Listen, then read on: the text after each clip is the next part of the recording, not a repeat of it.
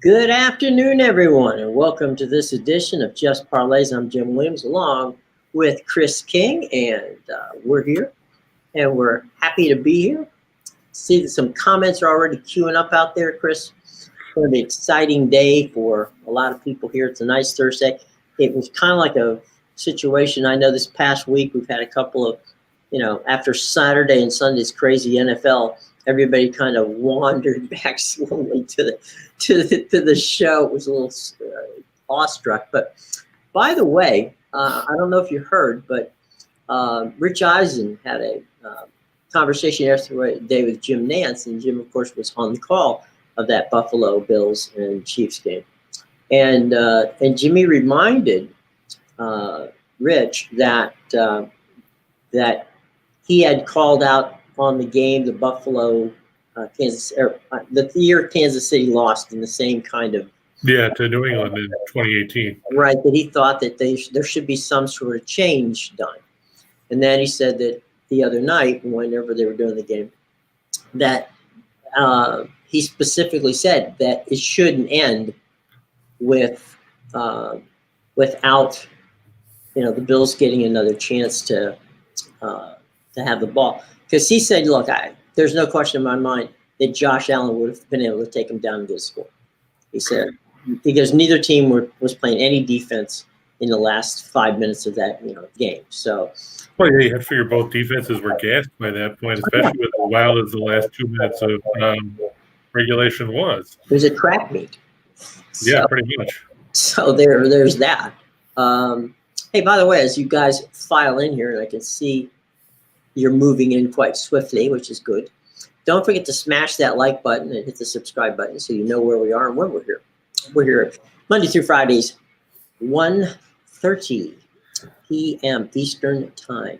So, but yeah, I thought that, at least Nance has been consistent, feeling that each team should have one more, bite at the apple. And then, that was kind of his theory of the case.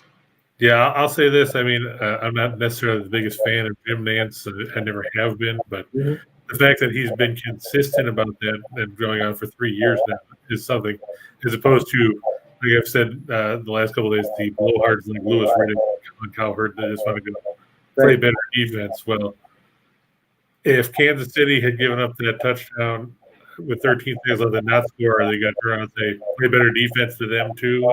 I mean, or is it just a matter of, this is the hot take button and this is what we're going to say because we know it's going to draw controversial responses? I thought Nance had a good observation as to why he thought it was important. He said, look, the NFL at the end of the day is entertainment. How can you have one star go down and win a game with the other star sitting on the bench without ever getting a chance? Because that makes no sense. He said, at the very least, you let the other star have a chance and let the other team have a chance. And, whoever wins after that. But, the next score wins, basically, is what he's saying. Even if the other team comes down and kicks the field goal, it's over. Right. So, at that point, knowing that the second team might go for two and then it will be over one way or the other anyway. Right. He said, that's like going there and saying, okay, if you're talking about playing defense, right? He said, if you're playing defense and you think your defense is so good and you win the toss in overtime, then defer. Yeah, that's never going to happen. No one's going to do that. He said, so clearly, because I don't want to, because whatever happened in the 60 minutes of play before, who cares? He said, you're worrying about this next, playoffs. And he said, only do it for the playoffs. Don't do it for the regular season. Oh, yeah. It doesn't matter if it's a 2-12 Jets team facing a 3-11 Jacksonville team in overtime. Nobody cares what happens in that. Even if it was Kansas City and Buffalo playing during the regular season. Sure. You'd let it go. Because look, in the NHL, they have the shootout situations if you go past that 5-minute overtime. But that it's different in playoffs. In playoffs, you have to score a goal to win. So and it's not 4-on-4 hockey; it's 5-on-5 hockey. So, Right. so yeah, they've changed the rules, and the rules I think pretty much everybody's happy with. But so it is what it is. But I just thought I'd mention to you that Jimmy was being very forthright in saying what's going on. He's also going to do something interesting. He will be, because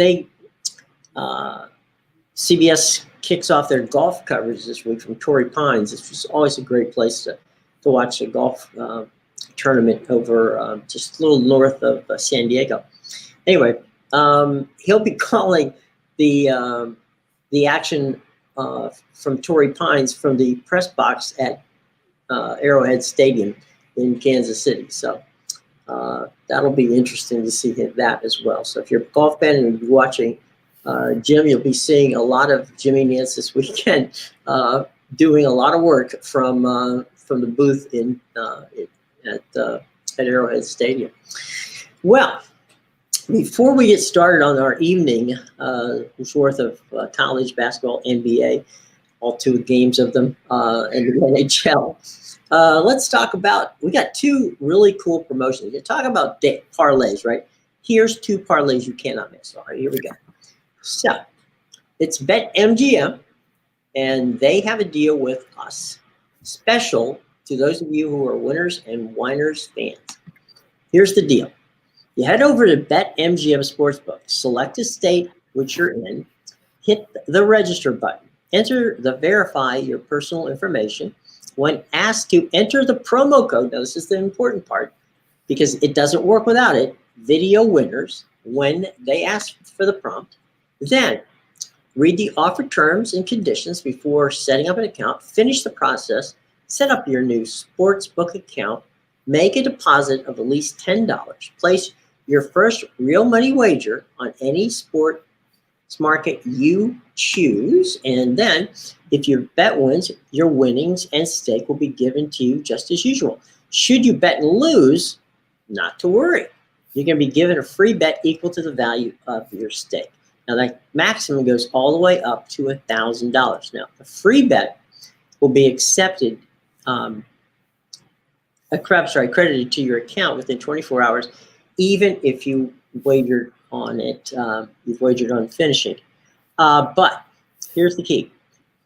This bet will expire 7 days after issued to your account, and you can't withdraw it for real cash. Okay, so the link to the offers in our show box below. You must be 21 years or older to play. It is available in Arizona, New Jersey, New York, Indiana, Colorado, Tennessee, West Virginia, Iowa, Virginia, Michigan, Pennsylvania, the District of Columbia, and Wyoming, if you're out there.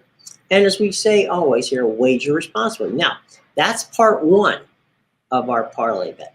Part 2 is our buddies at Caesar Sportsbook. Now, they start off with their New York deal. And here's the deal.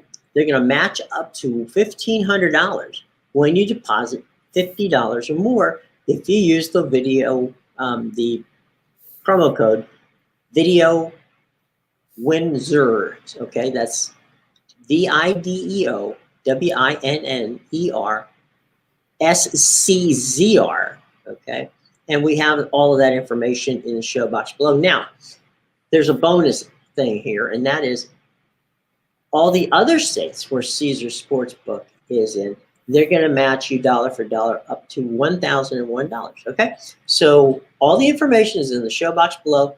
Our parlay of the day is BetMGM and the Caesar Sportsbook. So from there we go to college basketball, where the Wisconsin Badgers are playing the Nebraska Cornhuskers out in the plains in Nebraska, as they like to call it.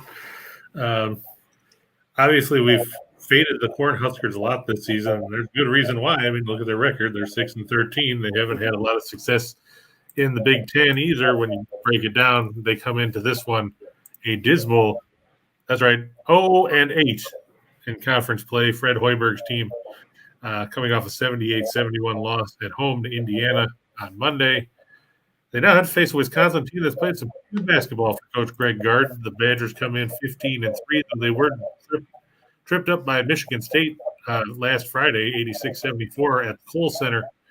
But there's a big difference between talking about Michigan State and talking about Nebraska, Jim. Nebraska is just 6-7 at home this season to go along with their awesome 0-6 road record. Wisconsin 4-1 on the road. Their one road loss was that defeat to Ohio State last month, where they were rubbed out of the Value City Arena, 75-55. Wisconsin's going to ride Johnny Davis, 22.3 points, 7.4 points a game. He's probably a front runner for the Big Ten Player of the Year, along with Trace Jackson Davis from Indiana, Keegan Murray, and probably Cockburn from Illinois. Right, he comes out of the concussion protocol soon. And Brad Davison, who I always talk about, is roughly 403 years old, because it seems like he's been in Wisconsin forever. We're looking at a Nebraska team that doesn't play defense. They're 348th in scoring defense this season, giving up 79.1 points a game. They're 265th in field goal percentage defense, 249th in three-point defense. They give up 9.5 threes a game, which is 347 in the country. They're 309th in three-point defense. If that wasn't bad enough, Nebraska, look at those numbers in Big Ten play. They're giving up 85 points a game. Opposing teams are shooting 49.9% from the field, 41.8% from three. Those numbers are all dead last in Big Ten conference play. Wisconsin is 5-0 in their last 5 as a road favorite, 5-0 in their last 5 on the road against teams that are losing home record. Nebraska 3-15 in the last 18 games. Thursday, it comes right down to it. You look at some of the games that Nebraska's lost in conference play. They lost at home by 35 to Michigan.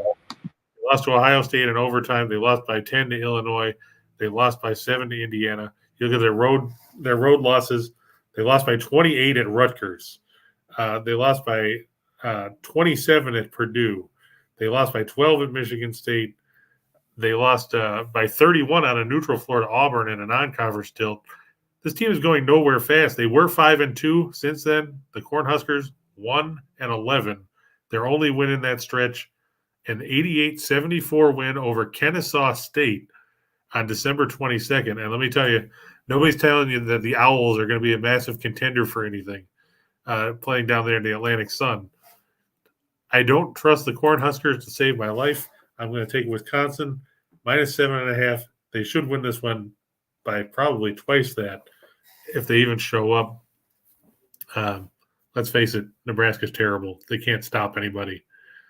And giving up 85 points a game in Big Ten play and letting the opponent shoot 50% from the floor just about isn't going to get it done. Fred Hoiberg's got to get some players or he's going to be out of Lincoln in a hurry.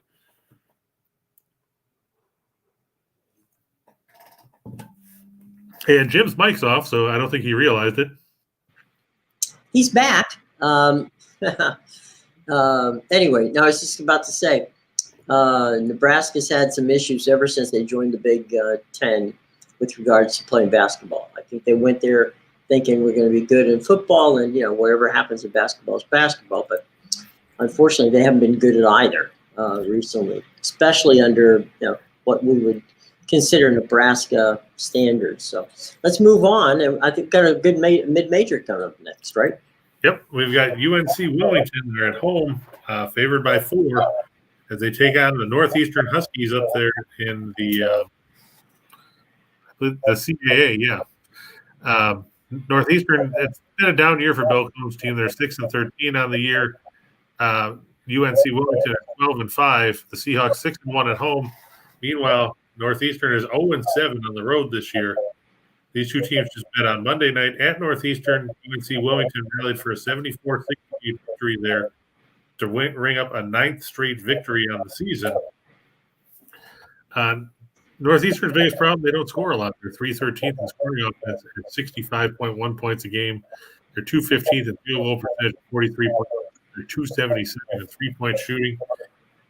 They have issues defensively as well. They're 307th in field goal percentage defense at 45.4%. They're 304th in three-point defense at 35.8%. They're 225th in scoring defense. And then you just break it down. Northeastern 0-5 against the spread in their last 5 overall, 0-5 in their last 5 after a straight-up loss. UNC Wilmington has covered the line in each of their last 8 games during this win streak. They're 7-0 in their last 7 after an ATS win. They are 8-0 against the spread in their last 8 straight-up win. You have to think of that UNC Wilmington can come up with a victory here. JB said that when your mic gets muted, the show there's an echo when I'm talking. Is it there's some sort of reverb on your end?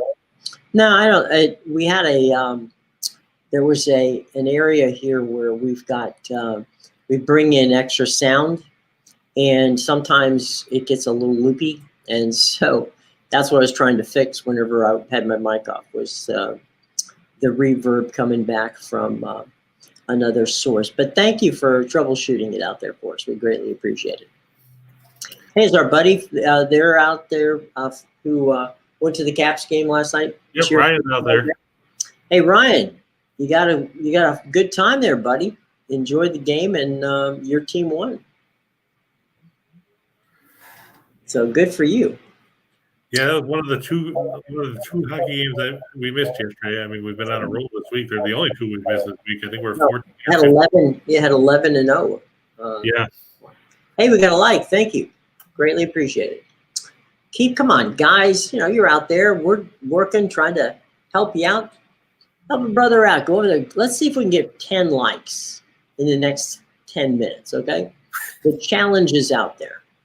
All right. Meanwhile, back at Wilmington and in Northeastern, Northeastern had a football team. Don Brown was their coach. Don, they decided to finish that off, and Don went over to become Jim Harbaugh's defensive coordinator at Michigan. And they're really known for hockey. That's their number one thing at Northeastern. And basketball, they've had some pretty decent teams, but it's been a while. So, all right, we're moving from here to the ice. Right, we're going to go back to Columbus. We talked about the Blue Jackets yesterday against the Flames, and let's face it, Columbus was scorched. They were beat 6-0 in a game where they gave up 62 shots on goal. Calgary set a franchise record in that game for shots. It was a rough night for the Blue Jackets. Now they're going to play the second game of back-to-back and face the Rangers at the Nationwide Arena. The Rangers 28-11-4 this season. Columbus now 18-21-1. The Rangers 15-8-2 on the road. Blue Jackets 11-9-1 on home ice. It's going to be Igor Shesterkin, 24-2 with 207 goals against, a .937 save percentage, and 3 shutouts. Between the pipes for the Rangers, he's cemented himself as a Vezina candidate at this point of the season. Meanwhile, it's going to be Jonas Korpisalo, 4-8-0 with 396 goals against and an .881 percentage for Columbus. The Rangers 15th in the league in goals per game, 3 a night, but they're third in goals against. Meanwhile, Columbus 17th in goals per game, they're 30th in goals against. Only Arizona and Montreal are worse than them in that category this season. The Rangers are 11-1 in the last 12 when their opponent allowed 5 goals or more in their previous game. They're 6-1 in their last 7 against the Mid-Atlantic Division. The Rangers 17-4 in their last 21 against the Eastern Conference. Meanwhile, the Blue Jackets 0-5 in their last 5 as a home underdog and 0-4 in their last 4 at home. After the way they played last night, you can't put any faith in the Blue Jackets in the season. I look for the Rangers to sneak away with a comfortable victory to put themselves more solidly near the top of the Metropolitan Division. It's a crowded race up there with Pittsburgh and Washington and Carolina, all jammed up there within a couple of points of each other. Right. Picking up 2 points here would benefit the Rangers. Yeah, Igor, that guy has pretty much come from out of nowhere. I mean, he's been very good for the Rangers over the past year and maybe a half. But yeah, he was not on the radar, but then all of a sudden he popped up and became, not, as you say, a Vezina candidate for sure.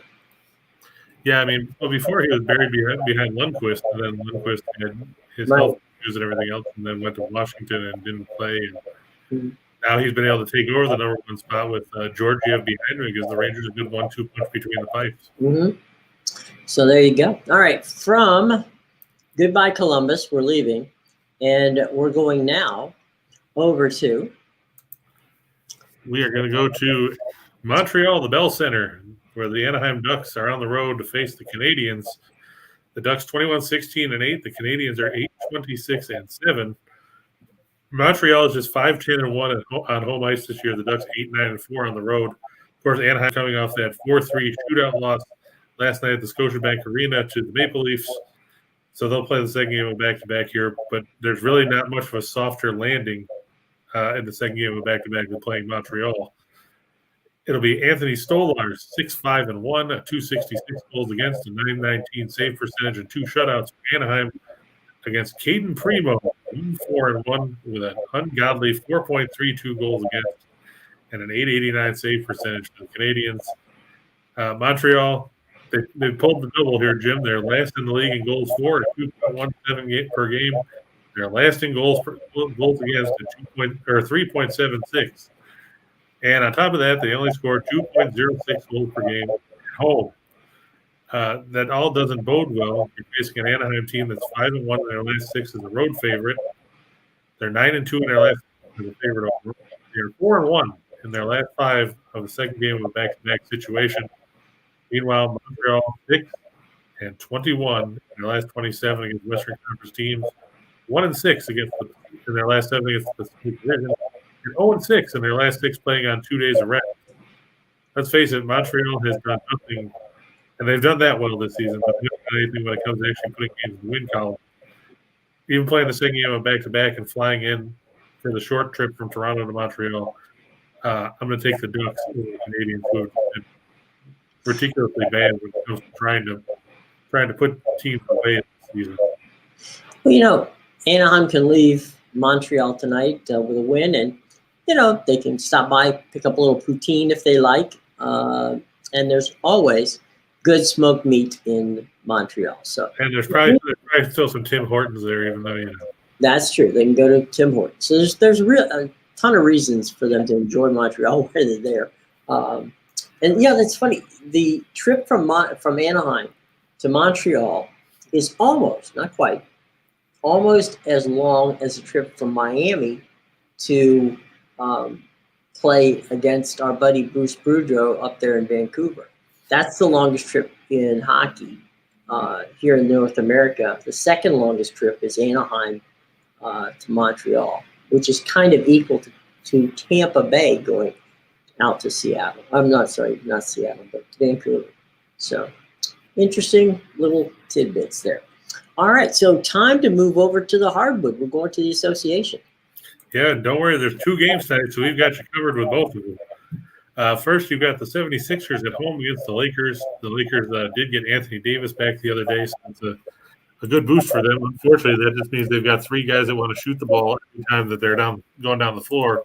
And until they've changed the league rules where there's more than one basketball, it's going to be a problem.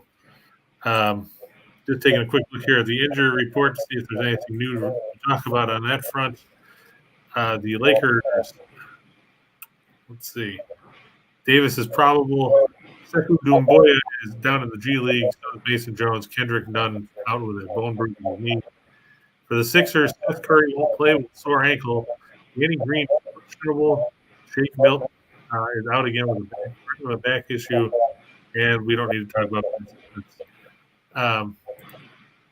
The Lakers reached the 500 mark with that win over the Nets the other night, the 76ers 28-19. Philadelphia, we talked about this the other day, Jim. They're struggling at home, which makes no sense. They're only 11-10. Meanwhile, the Lakers 9-12 as the road team. Big issue for the Lakers on the defensive end of the floor. They're 26th in scoring defense at 12.3 points per game. They're 26th in rebounds allowed per game, and they're 15th in field goal percentage defense. Meanwhile, you're facing a Philadelphia team that, while they've struggled offensively, they're good on defense. They're 8th in scoring defense at 105.7 points a night, 13th in field goal percentage defense, 13th in three-point defense. The Lakers 6-14 against the spread in their last 20 against teams with a winning record.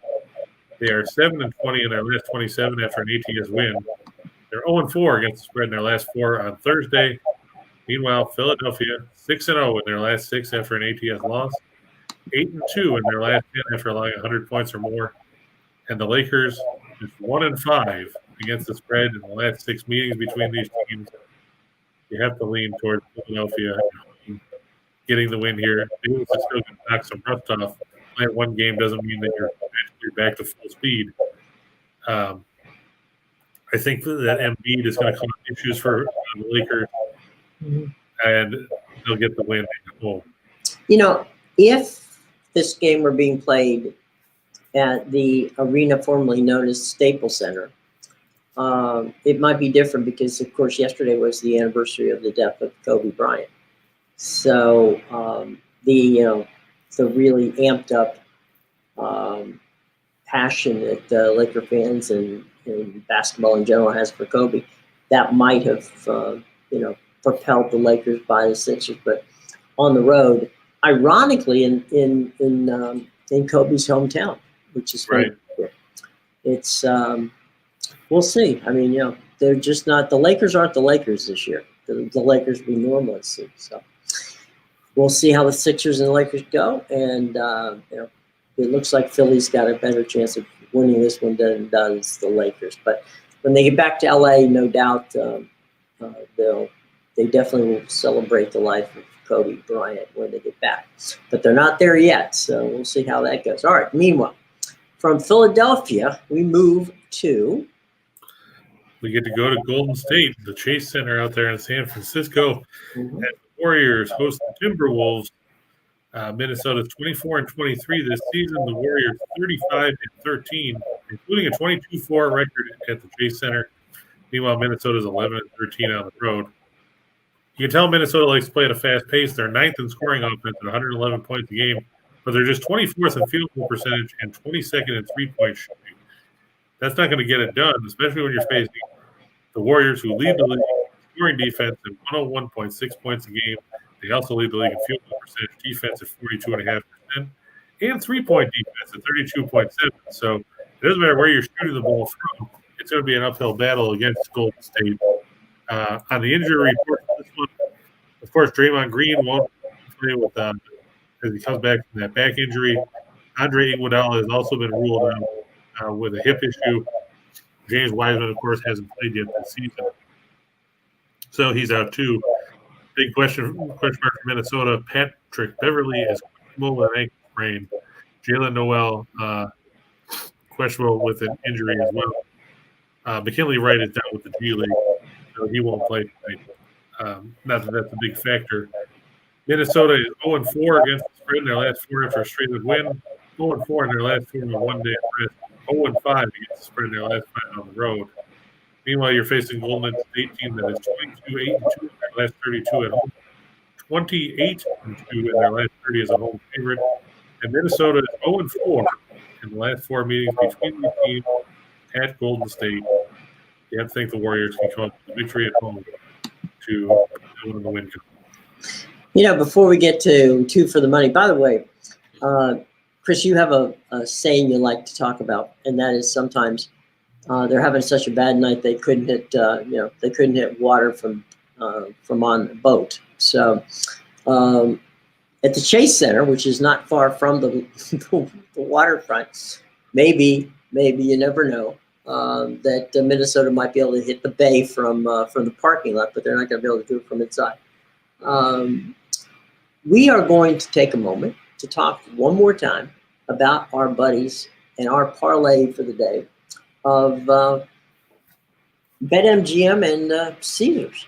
Now, as we said before, we don't have just one. We got two deals going for you. And that is, let's start with Caesars. We'll work our way back.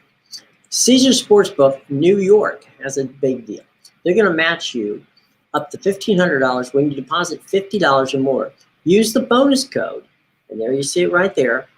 And all the information on the show box below will get you all the deals that you have to make there. So it's very simple. You just they're going to match up to $1,500 when you deposit $50 or more in the state of New York. Now, outside of the state of New York, again, you can use that same bonus code. All the other states, they're going to match $1,001 for every bet you make for the first time you ever use Caesars Sports app or the Caesars Sportsbook online. Okay. All right. So let's let me just take a second here and move us back to slides. Um, one of the things I think is so exciting about this is BetMGM has a really cool deal for us at Winners and Whiners. And here's what it is. All right, it's real simple. What you do is you head over to BetMGM Sportsbook, select the state that you're in, hit the register button, enter and verify your personal information when you're asked to. Always enter your promo code, which of course for us at Winners and Whiners is Video Winners. And then you read the offer terms and conditions before setting up an account, finish the process, set it up, and your new sportsbook account. Then you make a deposit of at least $10, okay? Place your first real money wager on any market that you're interested in. If your bet wins, your winnings are and stake will be given to you as usual. Should the bet lose, you'll be given a free bet equal to the value of your stake. The maximum amount of this offer is $1,000. The free bet will be accredited to your account within 24 hours of the time that you finish wagering. This bet will expire in 7 days after being issued to your account and cannot be withdrawn for cash. Now, the link is in our show box below. You must be 21 or older to participate. It's available in Arizona, New Jersey, New York, Indiana, Colorado, Tennessee, West Virginia, Iowa, Virginia, Michigan, Pennsylvania, the District of Columbia, Wyoming. And as we say, always wager responsibly, okay? And so now let's go for 2 for the money. Here we go. 2 for the money. Right. I like Loyola Chicago over Southern Illinois on the road. Obviously, the Ramblers played some pretty good basketball this season. Everybody knows that they're a force to be reckoned with. In the Missouri Valley Conference this season, the two teams just met the other day, with Loyola Chicago winning 59-47 on Tuesday. I don't expect a big difference here going on the road. I know that Southern Illinois is a better team at home than they are as the visitors, but the fact remains that they've lost 5 of their last 6 to fall to 500 on the year at 10-10. They're 3-5 in the conference. Look for Loyola Chicago to sweep the series and get the win there. Wisconsin, Nebraska, we've already talked about pretty well. I mean, what else can we say about Nebraska other than they're terrible? Wisconsin should take care of business there pretty easily. I just have no faith in a Nebraska team that's giving up 85 points a night in conference play. Then we've got the Rangers. You can either take the money line, which is minus 215, or the puck line, minus 1.5, which goes at plus 120. Columbus gave up 62 shots on that night to the Flames. They were beaten by the time the opening faceoff happened. It was a 6-0 game. Probably could have been 10-0 if Calgary had a little bit better luck. Columbus is just terrible right now. They haven't figured anything out. They've fallen apart, and they're faded right off the map as far as the wild card race goes, because they're not going to get one of those 3 guaranteed spots out of the Metropolitan Division. And finally, Golden State minus 6 over Minnesota. We talked about how Minnesota has struggled to cover games on the road, and Golden State's very good at home. You have to think that the Warriors will get the victory there to improve to 23-4 center on the season. Yep, no doubt about it. The Warriors are good, and Minnesota, not so bad, but not good enough. All right, we had 2 for the money. Let's play 4 for the show. Right. Like we said, Unc Wilmington minus 4 over Northeastern. They just won by 6 on the road against the Huskies. Now they're at home. They've won 9 in a row. I don't think there's anything to talk about that would change anybody's mind as to what's going to slow UNC Wilmington down. As long as they keep playing quality basketball, you can't go wrong with that. The next one's an interesting one from the Big Sky. Weber State, Colorado. It looks like a high number, I know. But Weber State comes in on 2 straight games where they scored 95 and 92 points, scored at least 84 points in 4 of their last 6. Meanwhile, Northern Colorado doesn't play defense, and they're coming off back-to-back games where they scored 87 points. They beat Idaho, and they beat Eastern Washington on the road. 4 of their last 5, they've scored at least 87. And you have to think that this one's going to be where the first game of 90 points wins. just to take a closer look, Weber State is in ranked number 47 in the nation in scoring offense at 77.9 points a game.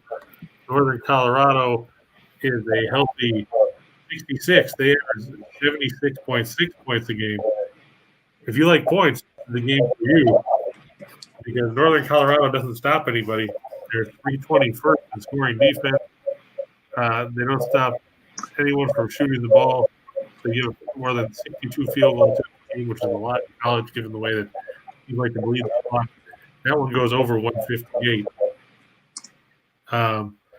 Pittsburgh over the Kraken. We talked about how the Penguins are rolling right now. Seattle, not so much.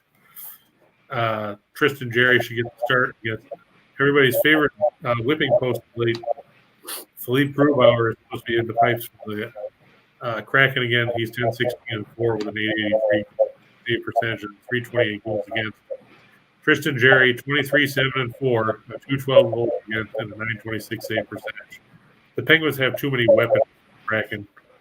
And finally, we talked about this game the other day too, because the way these smaller conferences are doing things, they're bundling these home and home sets together. Murray State, they took down Tennessee Tech the other night, 79-53 at home, run their win streak to 8 games. They're 18-2. Well, they're 8-0 in the Ohio Valley. They've beaten everyone they've thrown up at them. It might be a closer game than the 20-point game we saw Monday night. But Murray State has too many weapons for Tennessee Tech.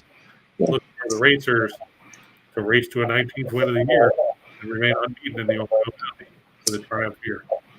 You know, Weber State, Northern Colorado, can be watched tonight on your CBS Sports app. So if you want to download it on your phone, it's free, and you can watch the game. And they have, as we've said earlier in the week, they have a lot of very entertaining West Coast games from some of the mid-major conferences out on the West Coast, which, frankly, we don't always get to see. So if you want to take a look at Weber State and Northern Colorado tonight, and, if they're going to go over 158, that's going to be an entertaining game to be sure. So, give it a shot. It's free, and just download it, your CBS Sports app. And it's a lot better than watching Florida Atlantic play Utah. I can attest that, yes, that would be a great deal better. Or Eastern Illinois, Tennessee Martin, which is probably one of the doormat games of the day. Eastern Illinois 2-17, UT Martin 7-13. Well, that gives me hope that the Bulls aren't the worst teams in college basketball. And I know John was disappointed because IUPUI was scheduled to play tonight, and I think their game got postponed. They got postponed? Sorry, John. There's always Saturday. They play Detroit Mercy. Yeah, hopefully they can stay. They'll be fine at home. All right. Well, let's go for the big one. Okay, this is our opportunity for you to really just have some fun and pick, from the list. It's a nice little menu, if you will. Chris, go ahead. Explain our menu for today. Right. Well, we're going to start with IUPUI's opponent Saturday, Detroit Mercy. We just talked about them. They're favored by 6 at home, over UIC. Illinois Chicago was run out of the gym the other day by Wright State. Detroit Mercy, they're 3-0 at home. Imagine that. They played more than midway through the season. They played 3 home games. The Titans have the nation's leading scorer, Antoine Davis. Here's the reason why he's there at Detroit Mercy and not somewhere else. His coach is his dad, former Indiana coach Mike Davis, the coach at Detroit Mercy. But either way, the Titans, they beat the Flames on the road earlier this season. Look for them to get the win in Callahan Hall to go to 5-3 in the Horizon League. Youngstown State, -6.5 over Green Bay. Let's face it, Phoenix are not good. They're playing on the road here. Youngstown State should bounce back. Belmont, -16.5 over Austin P. Remember, this game was supposed to take place a couple weeks ago. It switched on the fly. So Belmont ended up playing Tennessee Tech. They'll get a crack at Austin P tonight. They could cover and get the win in that one. The Governors, not a good basketball team. Every time I pick Purdue, they find a way they just find ways to lose. So we're going to go to the well one more time and see if they can go to the Carver Hawkeye Arena and take down Fran McCaffrey in Iowa. Be a big matchup between Zach Edey and Trevion Williams for Purdue against Keegan Murray, one of the front runners for Big Ten Player of the Year for Iowa. I want to see what Murray can do against Williams, and especially Edey, who for as a force to be reckoned with in the middle. The two NBA we took as far as sides go, I look for the Lakers and the 76ers to stay under the mark of 218.5. Minnesota Golden State, I look to go over 220.5. They've gone over the mark in each of the last 5 matchups between those teams. Then we've got the Islanders at home, minus 135 over the Kings. The Kings will start Cal Peterson between the pipes tonight. Peterson comes in 9-6-1, 270 goals against, a 900 save percentage. It's expected to be Semyon Varlamov, 3-7-1, the 265 against a 914 save. However, it would not surprise me if Barry Trotz went back and put Sorokin between the pipes instead, given the way that he's performed lately and the run that the Islanders have had with him in net. The Lightning over the Devils. I didn't put the money line up on this because it's ugly. In case you're wondering, it goes off right now at Tampa Bay, minus 350. New Jersey is going off at plus 270. And I know the Devils were the first meeting this season. That doesn't mean a whole lot. It was a long time ago. The big thing that people are talking about, too, is you could run the over here because the first game was a 5-3 game. And, Tampa Bay loves to score goals. It'll be John Gillies 1-3-1 with a 303 goals against a 905 save percentage between the pipes for New Jersey. Andre Vasilevsky 23-7-3, 225 goals against 921 save percentage for Tampa Bay. Should be playing at the Omni Arena. Tampa Bay can win in that contest. Carolina minus 1.5 over Ottawa. That game coming to you from the Canadian Tire Center in Ottawa. Again, the money line on that is ugly. It's Carolina going at minus 240, Ottawa at plus 190. I like the Hurricanes. It'll be Frederick 22-6 and 2 against 927 save percent. And Matt Murray for the Senators, he's 3-6-1 with a 305 goals against 904 save percent and 1 shutout. And finally, this one was tough, but Edmonton, they seem to manage to actually win a couple games of late. I look at them minus 110 at home at the arena against Nashville. The Predators have been down of late. Look for them to come up with a win. John, laying such a high number with Belmont, sometimes it would, but we're talking about an Austin Peay team that isn't all that great. You look at the numbers put up this season. They come in 5-10. They haven't beaten anybody in substance. Their best win, their best win was Dayton back in November. But 2 of their 5 wins are against non-Division I. And like we said, back when this game was originally 2 weeks ago, they had pulled off the geographical bonus of losing to North and South Florida in back games. Unfortunately, they didn't get UCF in there. That would have been interesting.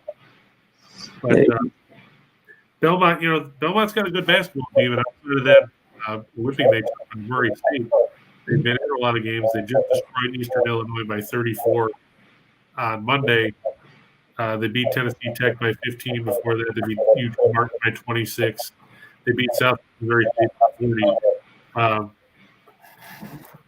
The Bruins are a good basketball team. They got a lot of experience. I don't think that Austin Peay should give too much trouble, even with this game coming to you from Austin Peay at the the Winfield Dunn Center. I still think that Belmont should cover that one. They just got too much experience in their rotation. Chris, you mentioned Detroit Mercy and the coach-son relationship there. In college basketball, you really do see that more often than you do in other sports. But I'm often reminded of the late Al McGuire, who, when he was coaching at Marquette, his son Allie played for him. And a couple of the players on the team came up to him and said, "Look, Coach, I'm as good as your son." And so he looked at both of them. He pointed to his wife in the stands and said, "Until you're better than him, he's going to start." So there you go. There's all kinds of family dynamics that go into sports. That's just one of them. So, but it looks like he's got a good. His son's playing pretty well up there at Detroit Mercy. Yeah, like I said, he leads the nation in scoring this year. He was in the top 5, I think, last year. I mean, he's got a lot of talent. I mean, I'm not going to take that away from him. Could he have played at a bigger school? Probably. Would he get as many opportunities? Probably not. Right. But it's good that it's good for sometimes these smaller schools to get a player like that because it helps with recruiting, because you can say we turned this kid into X, as opposed to this kid went and sat on the bench and played 3 minutes a game behind 19 other McDonald's All-Americans at Duke or look at Larry Bird. I mean, Larry Bird is a great example of going to a major program. He went to Indiana. He didn't like Bobby Knight. He left. Went to Indiana State. They didn't have any trouble taking him, and the rest is history. So yeah, sometimes it works out for a kid to either transfer to a smaller school or to just come there and say, you know what, I'd rather be a star in a mid-major conference where some people will see me than sitting on the bench, as the number 3 guard or forward, whatever, on a major college basketball team, because your number doesn't always come up there as often. And James, Robert Morris, I don't know why you would want to look at Robert Morris and Milwaukee. It's a very narrow line between those two teams. I know Robert Morris is getting 2 points right now, playing at home. Apparently, Pat Baldwin's out again for Milwaukee. He came back for a little bit. They're also going to be minus Browning for the Panthers. This could be interesting. The big problem that I have is that it's not a big point total. And you look at some of the stats that back up Milwaukee. They're 22-4 in their last 26 after a double-digit loss at home. Robert Morris, they've hung tough in some games. They covered against Cleveland State, but before that, they were blown out by IPFW. It's just a nasty game to try to look at because there's not a whole lot to it. James likes Robert Morris, so you're alumni out there, James, out there at Moon Township, out by the airport in Pittsburgh. Yeah, I mean it's gonna be an interesting game. I mean, what concerns me is Robert Morris isn't good defensively by any stretch. I mean, Milwaukee's not a good offensive team either, but they did hang 89 on IUPUI and 88 on Oakland in that upset win. So I mean, Milwaukee can surprise you when they play good basketball. And it's always a scary proposition because they're one of those teams where you don't know which team's going to show up. They can lose by 50 to somebody, or they can turn out like they did. And when they burned me last week, and I said they would lose to Oakland, and then they turned around and beat it by double digits. Right. Teams like that are scary because you don't know what to expect. James, sometimes the best bet you make is the one you don't. And just so you know, Milwaukee beat Robert Morris by 8 at home back in December. With only a 2-point line, I'd probably lean towards Milwaukee if I had to make a choice. But if I had a choice altogether, I would stay away from it. There you go. Anybody else? Some final last call. Cal State Fullerton. Oh, God. Did I do this game for Winners and Whiners? I have to look and see who they played. I did so many games last night that I can't remember. Cal State Fullerton. Oh, no, they're playing UC Davis. That's right. Jim Less's team. You got to watch out for Jim Less and the Aggies. They're a pretty decent team. The defensive end of the floor, they'll slow things down to a crawl. Fullerton's 4-3 on the road. UC Davis 4-2 at home. I see that Fullerton's been on a bit of a roll. They beat Cal State Bakersfield. They beat Northridge. They beat Santa Barbara. They beat Irvine by 2, and they beat San Diego by 3. So they played put some games in the win column. My concern is, can they do it again on the road? Dedrick Taylor's team has been known to underperform. another one of those teams where I probably wouldn't pick myself, just because of the fact that it's such a narrow margin. As it stands, Ken Palm says UC Davis should win by 1. The books say that Cal State Fullerton's favored by 1. I'd say stay away from it. Yeah. Mixed messages are never good. It's not a good thing to see. But favorite play on the board, let's see. Probably Wisconsin, because I can't trust Nebraska to save my life. Yeah, probably a good bet there. Yeah, So, I mean, let's just face it, they can't stop anybody. so would you pair that with Columbus? Yeah, I'd pair that with Columbus. Sure, why not? You mean the Rangers over Columbus? Yeah. Oh yeah, sure. I mean, like I said, Columbus gave up 62 shots yesterday. I mean, how do you plan to win a game when you get outshot 62 to 23? And again, you have to remember, for those of you that don't necessarily keep track, shots on goal do not count pucks that get blocked, pucks that are wide of the net, pucks that hit the goal post or the crossbar. Those don't count as shots on goal. So God knows how many shots the Flames actually had. You figure if they had 62 shots on goal, they had to have at least another 20 that went somewhere. At least. Yeah. So if nothing else, they got to be arm weary as well as leg weary today, because the Gunners on that team, expelled a great deal of energy yesterday, smacking the puck at the at the other team's goal. So wild, totally wild.